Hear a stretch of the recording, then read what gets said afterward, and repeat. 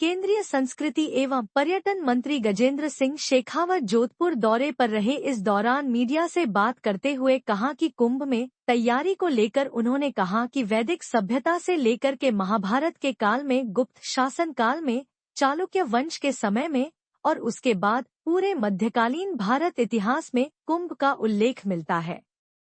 पिछले कुंभ में हुआ था जिसमें लगभग 20 करोड़ ऐसे यात्री उसमें कुंभ में स्नान करने के लिए, दर्शन करने के लिए आए थे और उनके अनुमान किया जा रहा है कि 45 करोड़ लोग अब की बार कुंभ में सम्मिलित होंगे और अधिक भाव हो। इसको लेकर के प्रशासन, उत्तर प्रदेश सरकार, भारत सरकार सभी मिलकर के बहुत व्यापक स्तर पर काम कर रहे हैं।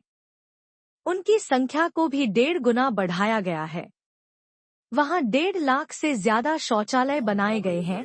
कुंभ में आने वाले कल्पवासी जो पूरे समय में रहकर के वहां पर कल्प साधना करते हैं, उनकी संख्या 10 लाख की बजाय 20 लाख के आसपास रहने वाली, जो पूरे समय में एक स्थान पर रहेंगे, उन सब के लिए कुंभ एक अच्छा अनुभव देने वाला ऐसा कुंभ बने। बहुत अलग तरह की तैयारी इसको लेकर के संस्कृति एवं पर्यटन मंत्रालय कब कर रहा है। कुंभ जिसका हजारों वर्ष का इतिहास है, वैदिक सभ्यता से लेकर के महाभारत के काल में, गुप्त शासन काल में, चालुक्य वंश के समय में और उसके बाद पूरे मध्यकालीन भारत इतिहास में कुंभ का उल्लेख मिलता है। पिछले कुंभ में जब पूर्ण कुंभ हुआ था 12 वर्ष पूर्व, तब लगभग 20 करोड़ ऐसे यात्री उसमें कुंभ में स्नान करने के लिए, दर्शन करने के लिए आए थे।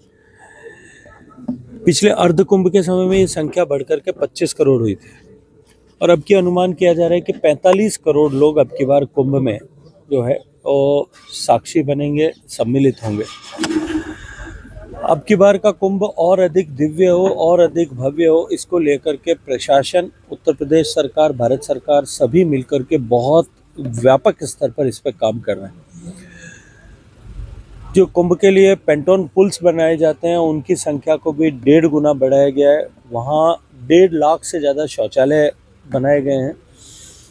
कुंभ में आने वाले कल्पवासी जो पूरे समय में रह कर के वहाँ पर कल्प साधना करते हैं, उनकी संख्या भी इस बार 10 लाख के बजाय 20 लाख के आसपास रहने वाली है, जो पूरे समय में एक स्थान पर रहेंगे।